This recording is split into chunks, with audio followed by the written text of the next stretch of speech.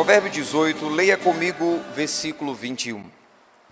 A palavra do nosso bom Senhor nos diz assim: a morte e a vida estão no poder da língua, o que bem a utiliza, come do seu fruto. Que Deus aplique esta porção da sua palavra em nossas vidas. Amados, há uma área da vida familiar que tem sido sobremodo negligenciada. E como consequência dessa negligência, as famílias sofrem duras penas por negligenciar esta área que é de suma importância. Nós temos cônjuges e filhos insatisfeitos, ressentidos, corações amargurados, corações rancorosos, um terrível sentimento pela vida de aparência que muitas famílias vêm levando. E essa área em questão diz respeito à comunicação. E o que é a comunicação? É a relação de correspondência, ou a relação e a correspondência entre os membros da família. Você já conhece aquela célebre frase: quem não se comunica, se trumbica. E o que é se trumbicar? Se trumbicar é se dar mal. Quem não se comunica devidamente, se dá mal. E quantas famílias estão se trumbicando pela negligência na comunicação? Essa noite nós iremos observar, à luz de Provérbios, a sabedoria de Deus para a comunicação na família, essa que é uma área de suma importância. E deixe-me aqui primeiro salientar que os princípios considerados nessa mensagem são também estendidos à vida de comunhão da igreja.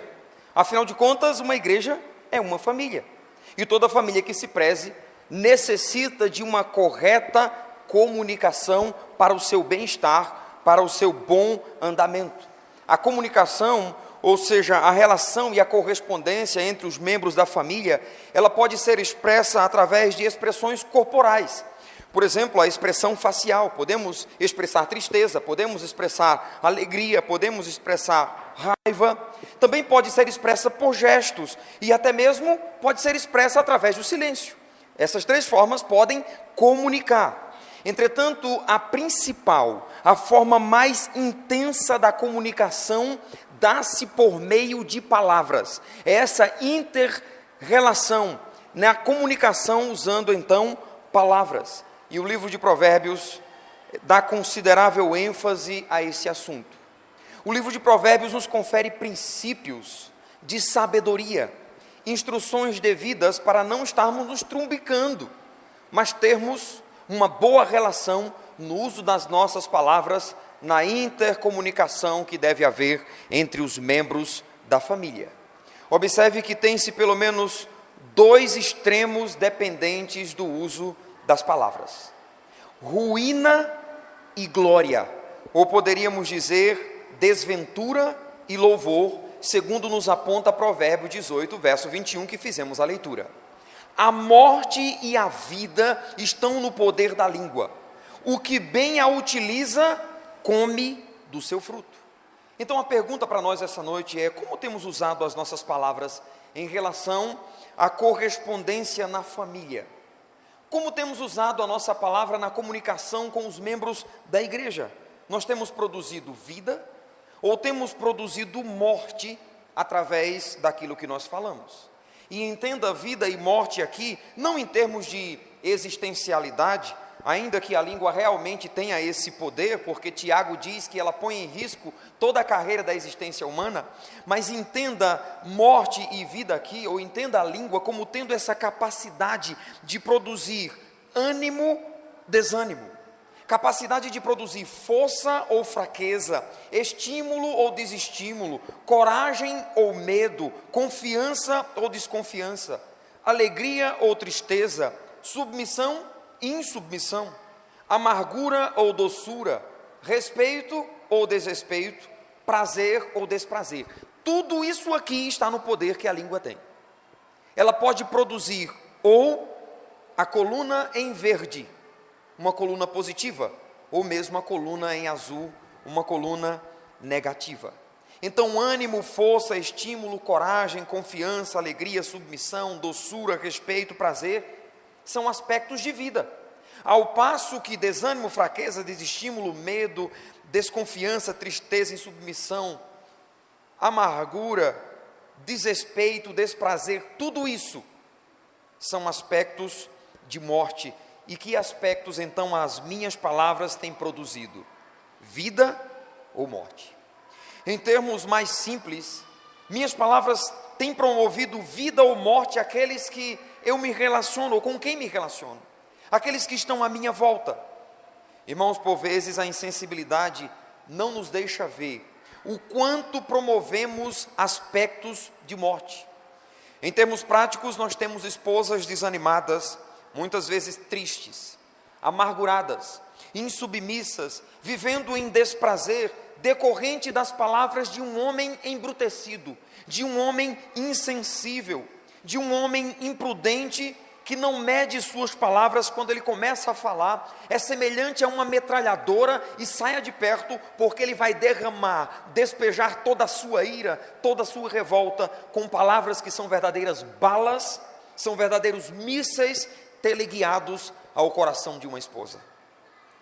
Por outro lado, nós também temos esposos desanimados, tristes, amargurados, vivendo em desprazer, decorrente das palavras de uma esposa desrespeitosa, de uma esposa imprudente, que não considera em respeito a posição que o seu marido ocupa, de cabeça do seu lar. Mulheres que querem se sobressair, ou mulheres que querem estabelecer e levantar a bandeira do somos iguais. Não tem essa de você mandar aqui nessa casa ou algo desse tipo, rejeitando a posição de cabeça do lar que Deus deu ao homem. Não é que o homem esteja acima da mulher diante de Deus. Ambos são herdeiros da mesma graça, as Escrituras afirmam isso. Mas que em termos de função, a preeminência da liderança compete ao homem. Observe que quando uma mulher se sobressai ao seu marido, é destoante. É algo que é rejeitado mesmo pela sociedade, que tantas têm levantado a bandeira do feminismo, por exemplo. Mas é destoante quando uma mulher manda no seu marido, ou pelo menos quer mandar, quando envergonha-o na frente dos outros, quando quer dar a última palavra. Isso gera então homens frustrados. Também temos filhos desanimados, filhos tristes, filhos amargurados, vivendo em desprazer. E tudo isso decorrente das palavras de pais que são imprudentes. Da mesma forma, temos pais desanimados, pais tristes, vivendo em desprazer e angústia, decorrente das palavras que filhos insensatos e insubmissos, por vezes, usam. Muitas vezes, de forma silenciosa, tem-se que os membros da família estão morrendo, envoltos nesses terríveis aspectos que nós citamos, de amargura, de desprazer, de descontentamento, de ira, de desgosto, de mágoa. Quantos membros da família estão assim? Esposas que estão se consumindo por dentro diante da brutalidade do seu marido no seu tratamento. Nós também temos esposos que já não suportam mais o ambiente do seu lar, que preferem estar no ambiente do trabalho do que estar em casa, que quando saem do trabalho preferem antes estar com outros, com colegas e em outros lugares, porque não encontra prazer ao voltar para casa, porque chegará em casa e encontrará um campo de batalha, as trincheiras armadas. Então o camarada já sai do trabalho estressado e já com aquele pensamento de eu vou chegar em casa e vai começar tudo de novo. Por vezes essas marcas têm gerado famílias e levado a ruínas. Famílias que estão se trumbicando diante da falta de uma comunicação adequada, então promovendo morte ao invés de vida. Agora vamos observar alguns princípios de sabedoria que o livro de Provérbios aponta para a comunicação na família. Em primeiro lugar, transmitir vida em nossas palavras deve ser a atitude buscada por mim e por você. Deve ser a atitude requerida por pais, cônjuges e filhos. Transmitir vida em nossas palavras. Provérbio 10 e verso 11 diz: a boca do justo é manancial de quê? De vida. A boca do justo é manancial de vida, amados. Os lábios do justo transmitem vida. Ou seja, a boca do justo é uma fonte de ânimo, é uma fonte de força, é uma fonte de estímulo, é uma fonte de coragem, é uma fonte de confiança, é uma fonte de alegria, é uma fonte de doçura, é uma fonte de prazer. A boca do justo deve transmitir vida. E observe que a língua tem este poder. Mas claro, nós precisamos considerar quem é o justo nesse contexto. O texto diz, a boca do justo é manancial de vida. Mas quem é o justo nesse contexto? No contexto do Antigo Testamento, o justo é aquele que anda corretamente. O justo é aquele que obedece aos preceitos do Senhor. O justo é aquele que vive em piedade, de forma fiel. O justo é aquele que anda segundo os preceitos que Deus estabeleceu. Eis a descrição de quem é justo segundo a ótica do Antigo Testamento. O que nós temos é que, quando o justo honra a posição que ele ocupa, a sua boca é uma verdadeira fonte de vida. Em termos práticos, isso vai ser observado no viver diário da família.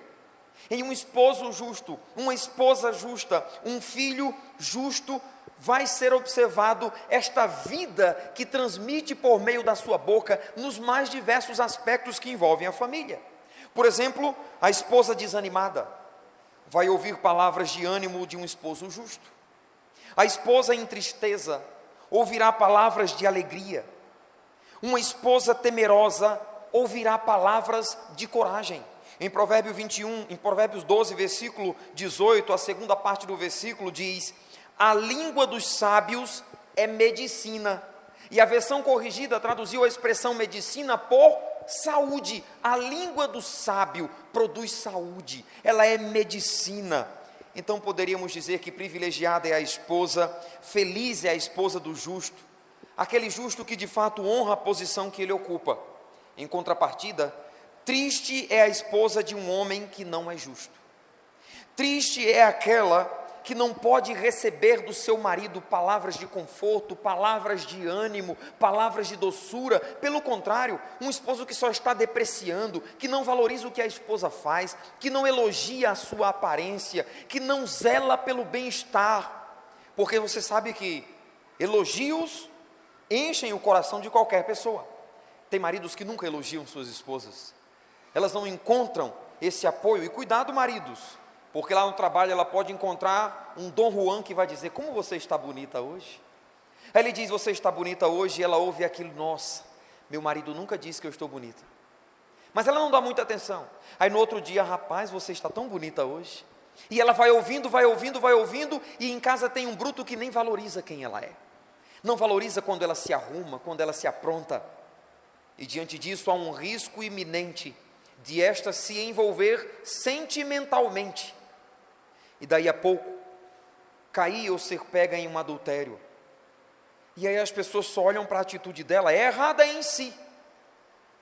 Todavia, talvez haja a ausência de uma devida valorização por parte de um marido que está do seu lado, e não a honra com os seus lábios. Observemos que, via de regra, esse homem não tem palavras de vida, o homem insensato. Ele não consegue transmitir ânimo, ele não consegue transmitir força, coragem, ele não consegue transmitir alegria. Pelo contrário, muitas vezes, ao invés de ajudar, o homem insensato, ele chega a piorar a situação, conduzindo então a sua esposa a afundar ainda mais com a sua insensibilidade. Não é difícil encontrarmos esposas sobrecarregadas, mulheres que estão lutando sozinhas por seus casamentos, mulheres que estão lutando sozinhas por seus sonhos, posto que os seus esposos não as ajudam. Então deixe-me dar um recado para aquelas mulheres cujos esposos não são justos. Clame a Deus. Busque diante do Senhor para que Deus faça uma obra no coração do seu marido. E até lá, não espere esse jorrar de vida dos lábios do seu marido, porque a boca fala do que está cheio. Então, há maridos que não transpiram, não transbordam, não jorram dos seus lábios alegria, confiança, prazer. Por quê? Porque o coração dele não tem isso. Então, há mulheres que não têm maridos ainda que servem a Deus.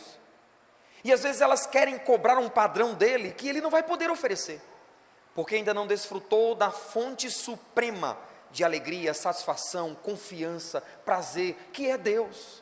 Então tal pessoa será de fato limitada. Você, mulher, precisa clamar a Deus, para que Deus faça uma obra na vida do seu esposo, para que sim, quando o coração dele transbordar desses aspectos, ele vai poder estender esses aspectos e aplicar ao relacionamento que ele tem contigo, porque de fato aprendeu a desfrutar daquilo que Deus deu para a vida dele. Deixe-me destacar que muitas vezes, triste é a esposa de um justo que, ainda que momentaneamente, não honra a posição que ocupa como justo. Há homens assim, há homens que não são justos, não podem oferecer muita coisa no sentido de vida através dos seus lábios, mas há homens que são justos, mas que desconsideram a posição que ocupam, não honrando devidamente aquilo pelo qual foi alcançado por Deus, para estender isso no ambiente do seu lar. Então, através de sua boca, ao invés de transmitir vida, há ocasiões que transmitem morte. Novamente, não é difícil encontrar esposas de justos frustradas diante das palavras proferidas por esses. Palavras tão duras, tão amargas. Mulheres que estão espiritualmente desanimadas, amarguradas, vivendo em desprazer decorrente das palavras que ouviram do seu próprio marido. Como isso é possível? Observe ainda que o que a sua esposa, homem, precisa, não é de um sermão sobre como sair da tristeza que ela está. Ela precisa de palavras do tipo: você não está sozinha, eu estou aqui com você, como eu posso lhe ajudar? Você entende que a sua angústia é a minha angústia? Você entende que a sua dor é a minha dor?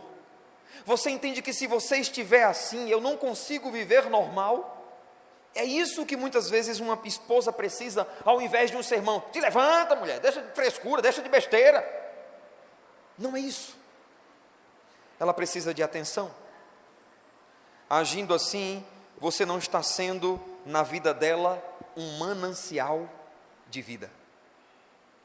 Eu posso lembrar de um irmão que veio para a igreja sozinho, já usei essa ilustração aqui, e eu perguntei: onde está a sua esposa, meu querido?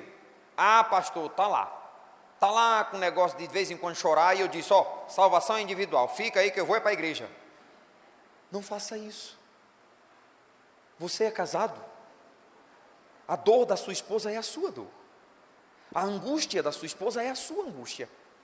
Vocês são parceiros, aliados íntimos até as últimas consequências.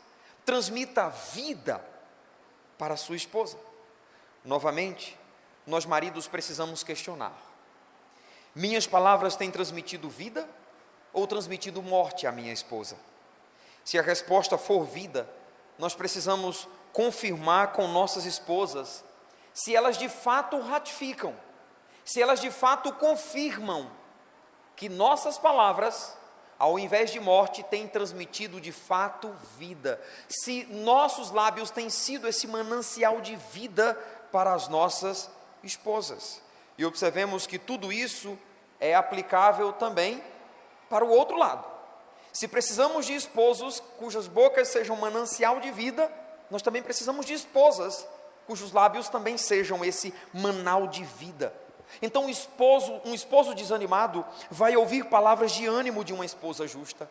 Um esposo triste ouvirá palavras de alegria. Um esposo fraco ouvirá palavras de força. Um esposo temeroso ouvirá palavras de encorajamento. Não desanima não, a gente vai conseguir.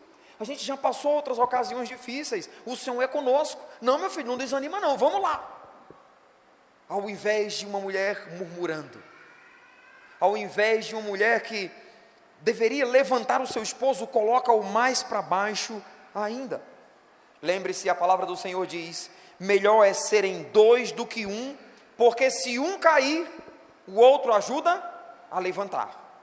Mas triste é um casal que os dois, ao invés de terem uma boca para transmitir manancial de vida, está transmitindo morte. A esses, eu diria, a ilustração que lhes compete é: se um cego guiar outro cego, ambos vão cair em um buraco. É o que a Bíblia diz. Então fica firme, meu querido, porque se a sua esposa precisar, você vai estar lá. Fica firme, minha irmã, porque se o seu marido precisar, você vai estar lá, e os seus lábios vão transmitir vida para o seu esposo. Aqui deixe-me dirigir também uma palavra aos filhos.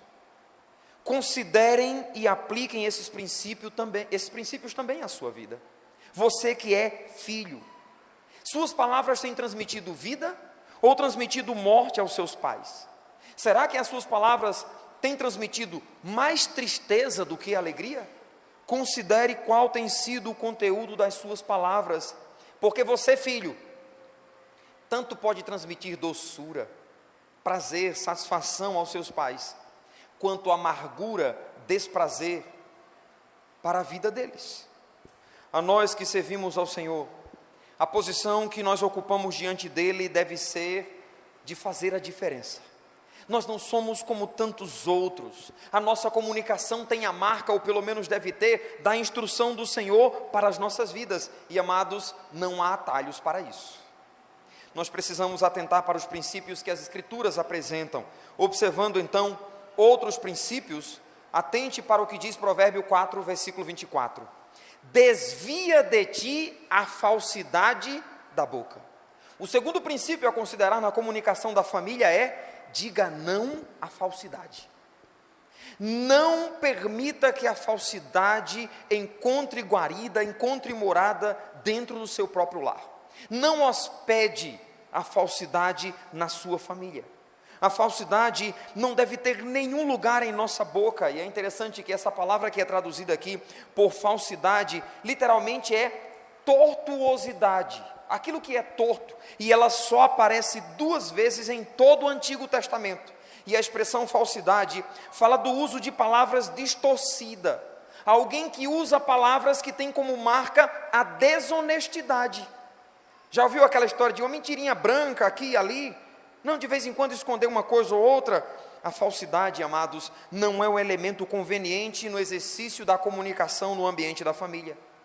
Os que usam desse artifício de falsidade, mais cedo ou mais tarde vão provar do fruto que plantaram.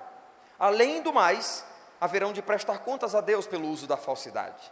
Observemos que há diferenças ou diferentes formas desse mau elemento adentrar a vida da nossa família. Em primeiro lugar, a falsidade pode entrar na nossa família por meio de mentiras diretas.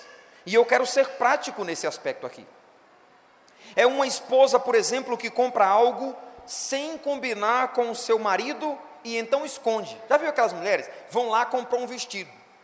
Aí guarda, esconde no guarda-roupa, aí passa tempo, aí depois coloca o marido e diz: e esse vestido? Menino, comprei faz tempo. Mentindo. Parece uma coisa simples. Então um esposo que certa vez saiu do seu trabalho e foi se encontrar com seus colegas e foi para um bar. E a esposa liga: onde você está? Ou estou aqui abarrotado de trabalho ainda, não tenho nem hora para sair. Mentiras diretas. Graças a Deus que para um casal cristão isso é bem improvável de acontecer.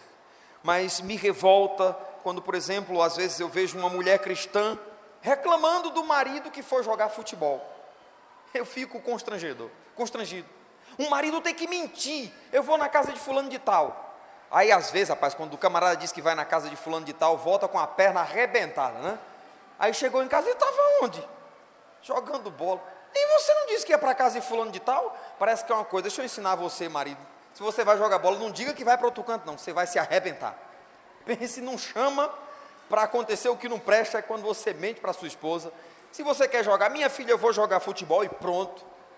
Ela não manda em você, não é a sua mãe. Você tem autoridade para isso. Mas me revolta quando um marido precisa mentir para ir jogar futebol. É uma esposa que não está considerando.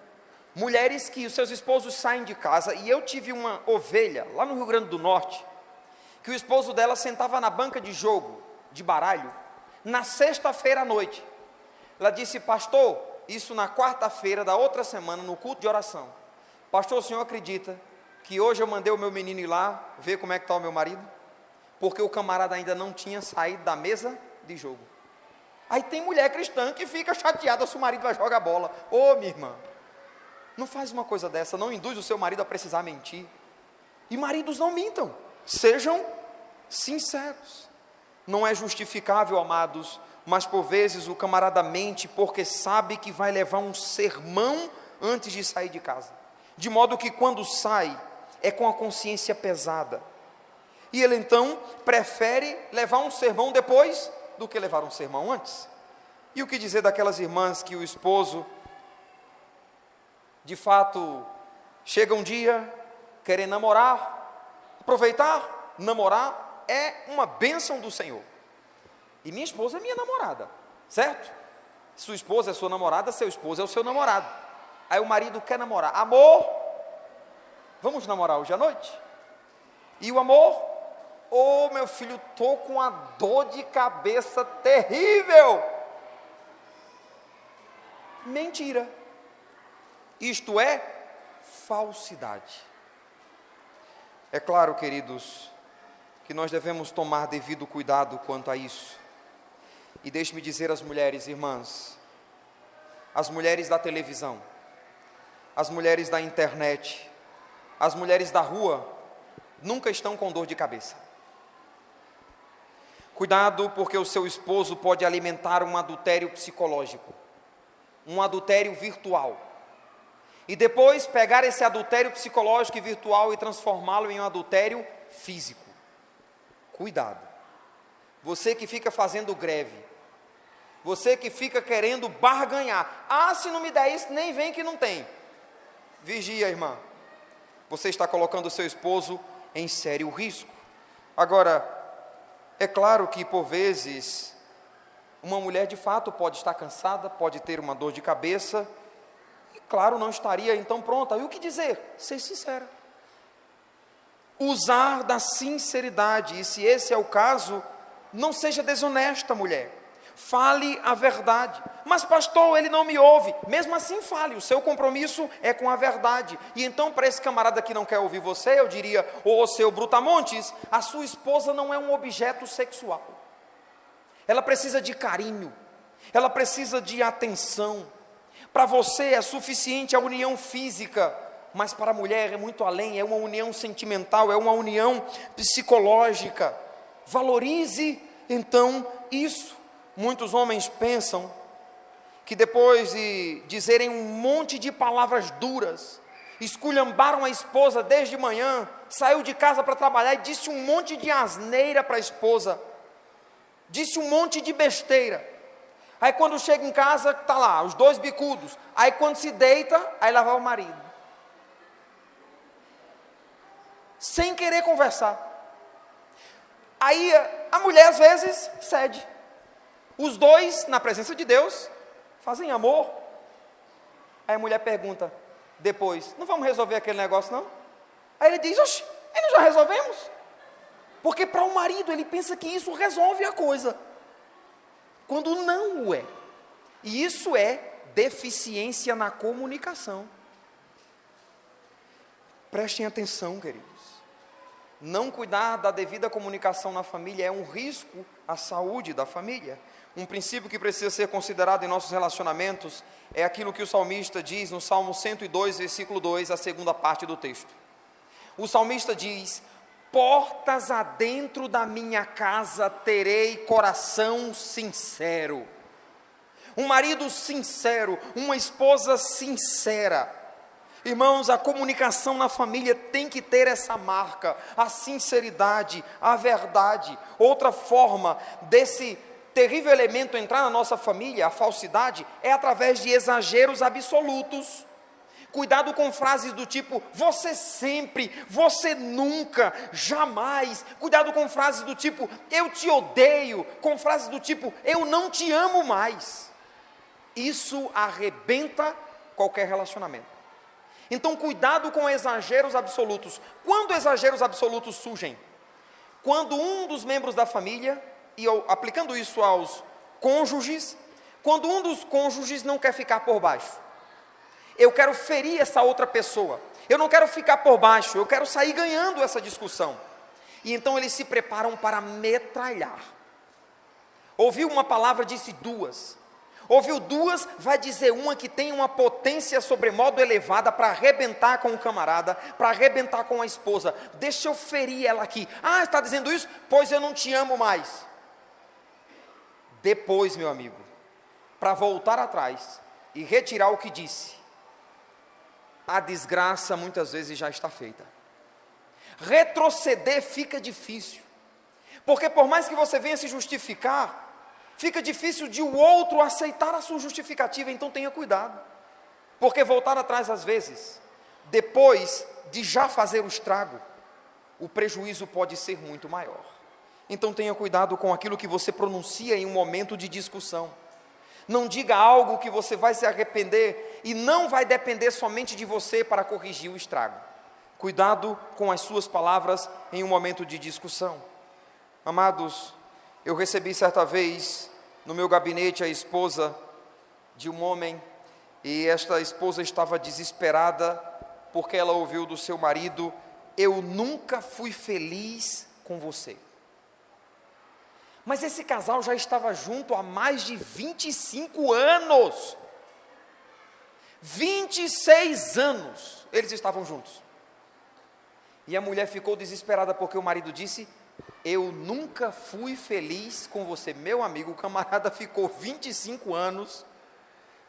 E aí eu queria usar essa ilustração para dizer o seguinte: dê um desconto nas palavras duras que você ouvir no calor de uma discussão, porque às vezes no calor de uma discussão nós fazemos besteira ou falamos bobagem só por causa do nosso orgulho, que queremos ficar por cima, aí esculhambamos com o outro. Dê um desconto. Você, marido, vai precisar dizer: rapaz, não é isso que ela quer dizer não, é porque está assim. Você, esposa, vai dizer: não, não é isso que ele quer dizer não, ele não é assim não, é só por conta do momento. Às vezes você vai ter que fazer isso. O amor cobre multidões de pecados, é o que as escrituras dizem. Às vezes você vai precisar dar um desconto, senão, rapidamente você vai colocar as suas coisas em uma mala e vai embora.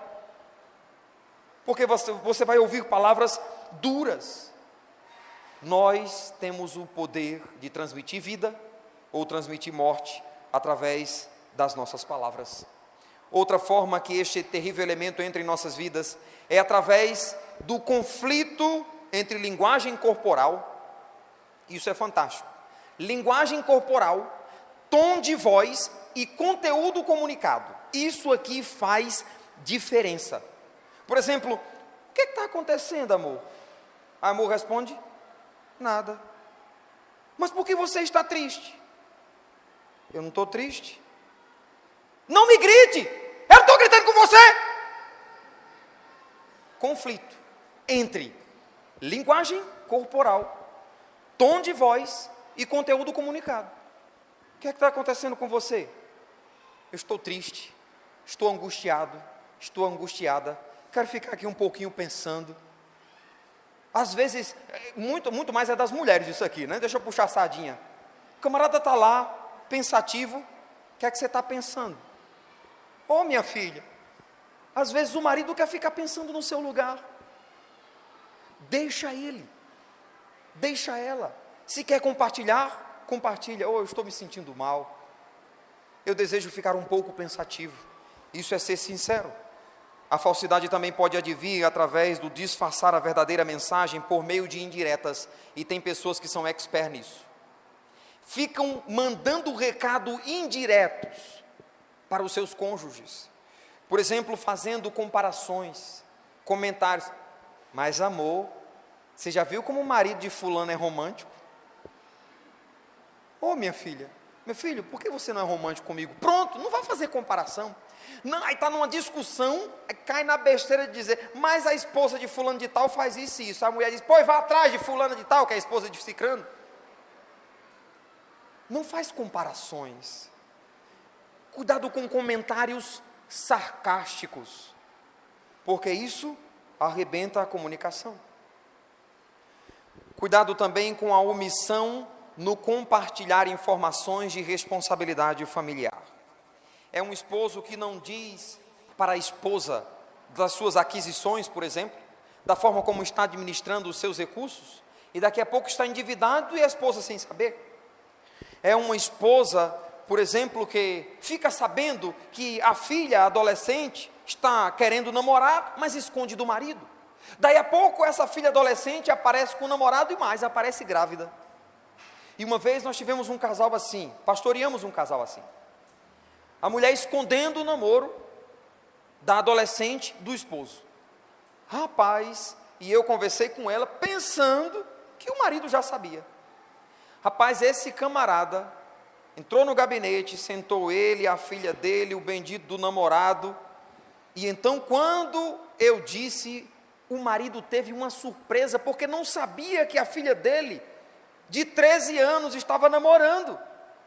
E eu olhei para a irmã e disse, irmã, você não disse para o seu marido? E o rosto dele de decepção e de ira tomou conta daquela sala. O que ele fez? Ou o que ela fez? Ela omitiu informação de responsabilidade familiar. Então cuidado. Marido e mulher, falamos hoje pela manhã, são amigos íntimos, aliados íntimos até as últimas consequências. Não deve haver segredo entre você e sua esposa.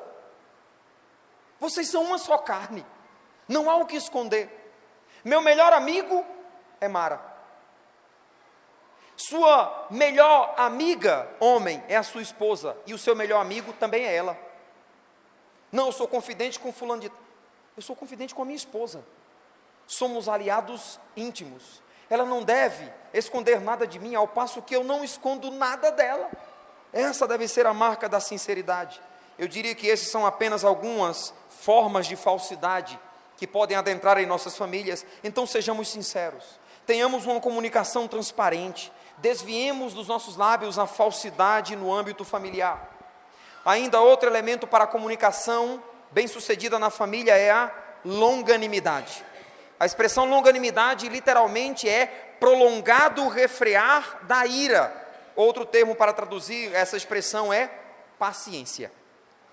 Para uma comunicação bem-sucedida na família, precisamos de paciência. Em Provérbio 14, 29 diz, o longânimo é grande em entendimento. O longânimo é grande em entendimento. Ser longânimo é ser paciente. É alguém que é tardio para deixar-se dominar pela ira. Amados, a ausência da longanimidade nas famílias tem causado um terrível estrago.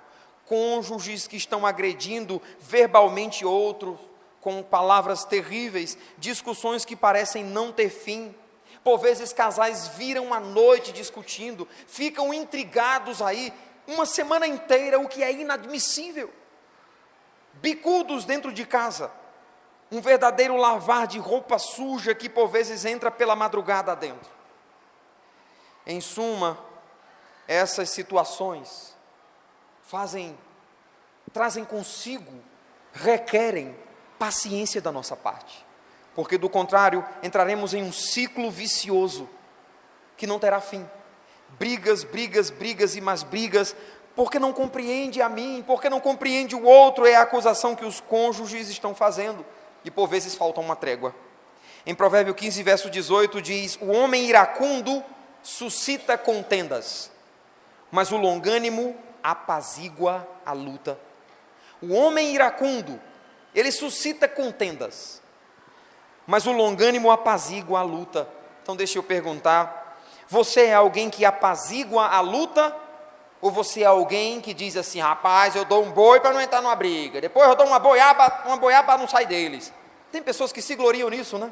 Aí se acham, rapaz, eu já disse, dou um boi para não entrar numa briga, mas depois dou uma boiada todinha para não sair dela, e se gaba disso.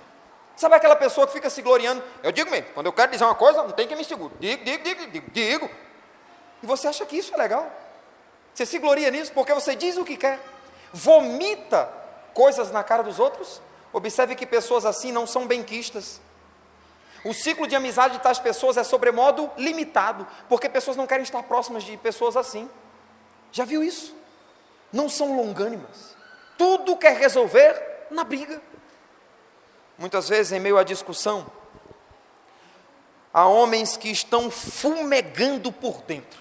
Rapaz, estão ali. Tem mulheres que ficam e o camarada, me segura, Jesus. São pensamentos terríveis na cabeça de um homem assim. Frases que com certeza arrebentariam com suas esposas. O que geralmente o homem faz? Ele fica em silêncio. Ele discute, daqui a pouco ele para de falar. Aí a mulher se cansa de falar sozinha, diga alguma coisa! Mas aqui não tem mulher assim não, isso é só outras que eu conheço. Aqui não tem nenhuma assim.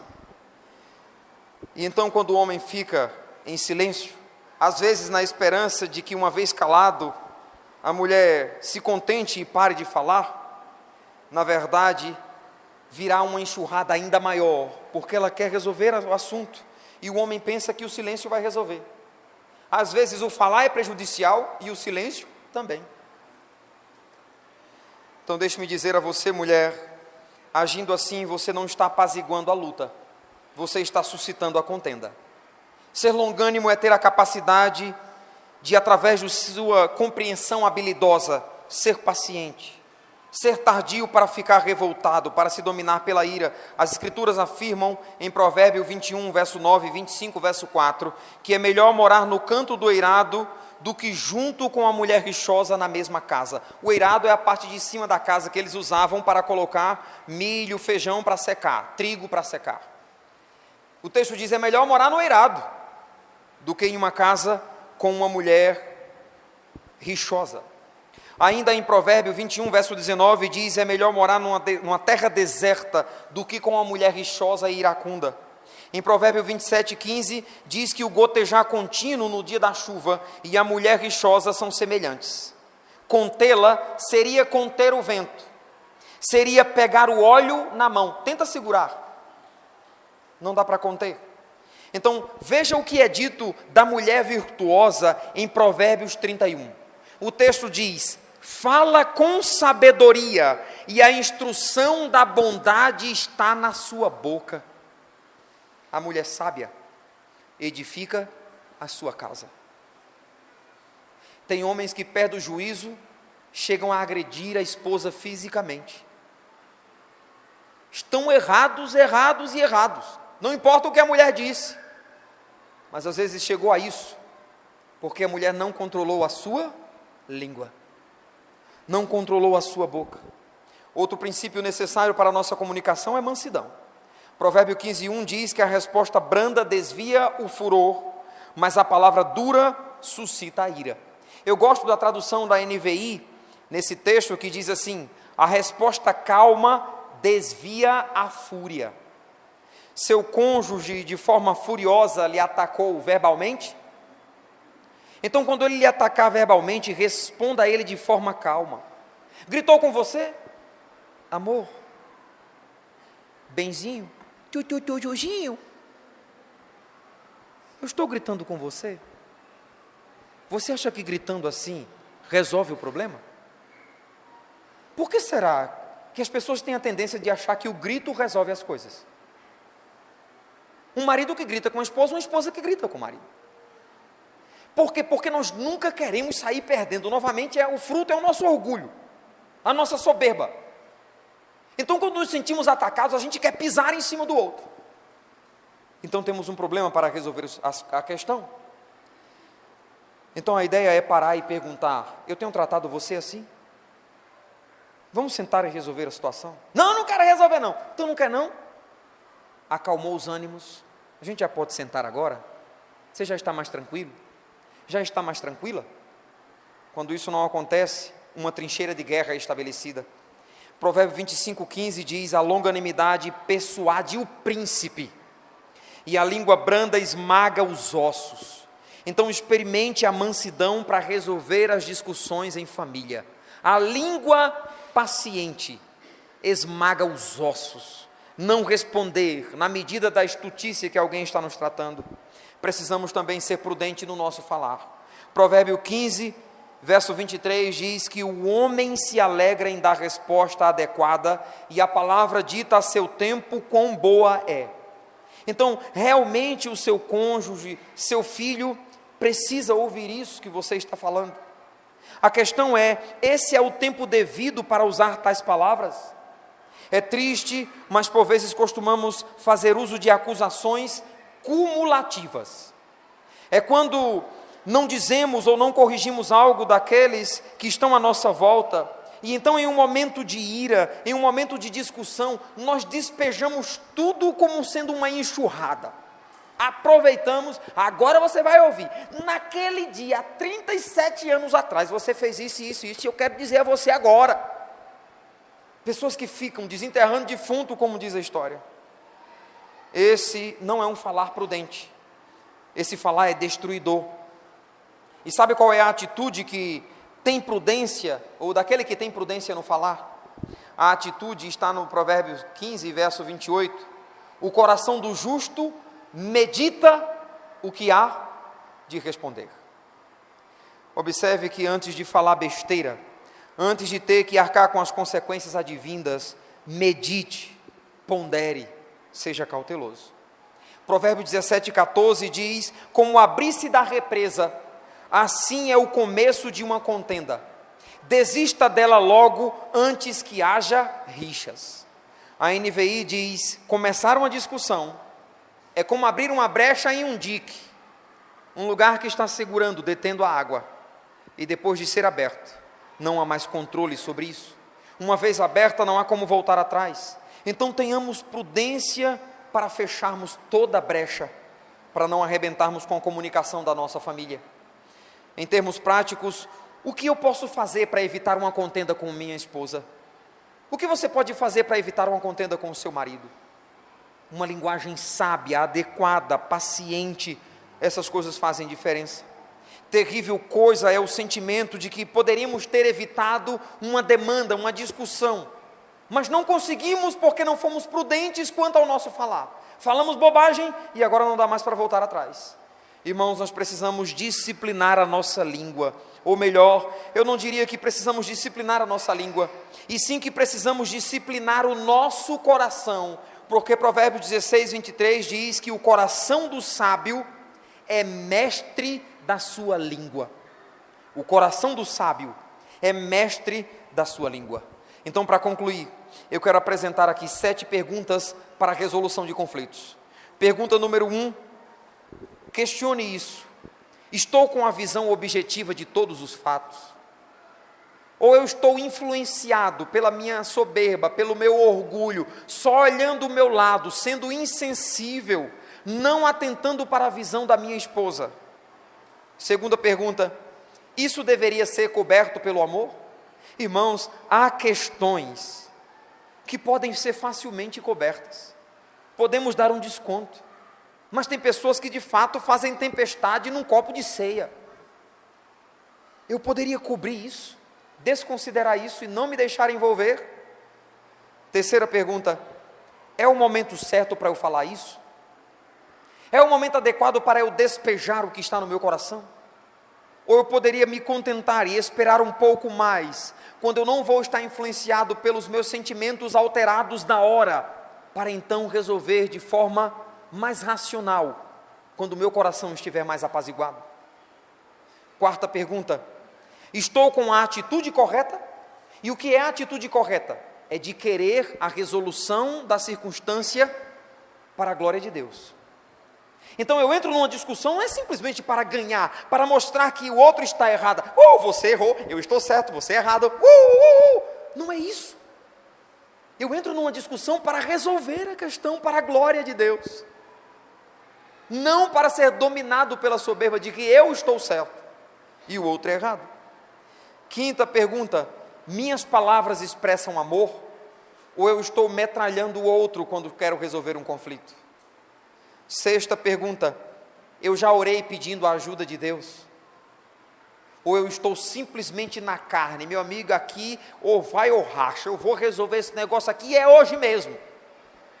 Em outros termos está dizendo, Deus, é o seguinte,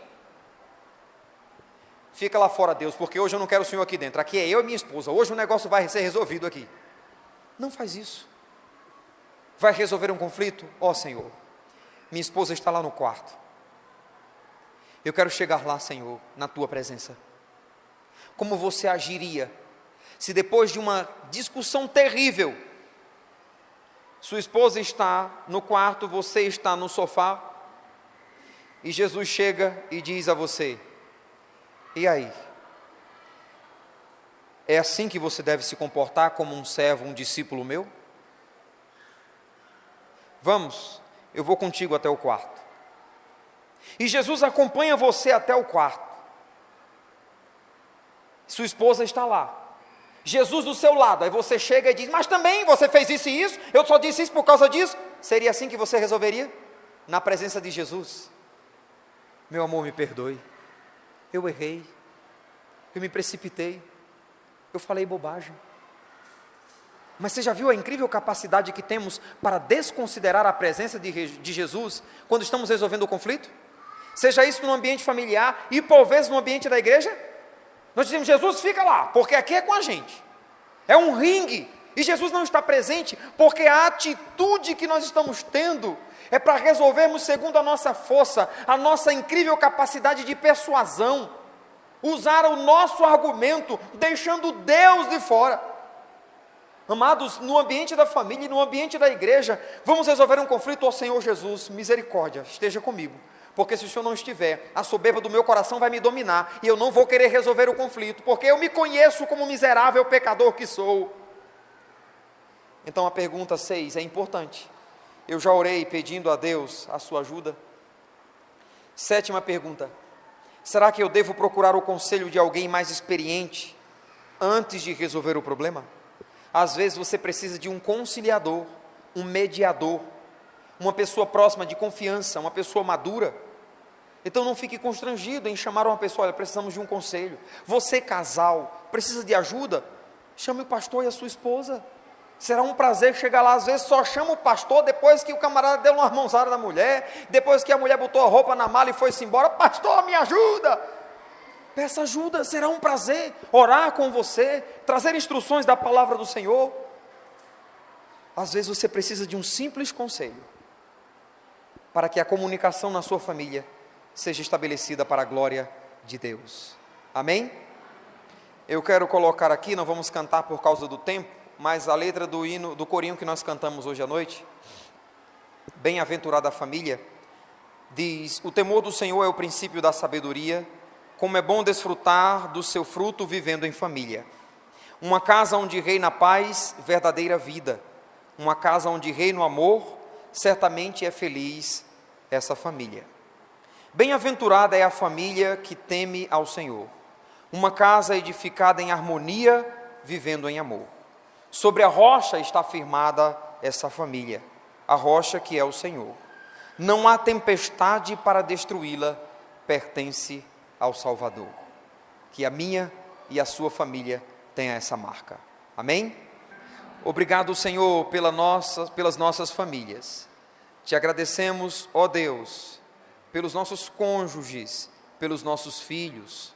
Obrigado pelos nossos pais. Somos gratos, ó Deus, pelo privilégio de ser parte de uma família. Senhor, Satanás e este mundo mau tem atacado vorazmente a família em seus fundamentos, invertendo valores para minar a segurança da família. Senhor, que as famílias aqui representadas fundamentem suas vidas na Tua palavra, porque céus e terra haverão de passar, mas a Tua palavra permanecerá eternamente. Então, Senhor, famílias edificadas em Cristo permanecerão pela eternidade, e nós Te louvamos por este privilégio. Guarda as nossas famílias, ó Deus. Oramos em nome de Jesus. Amém.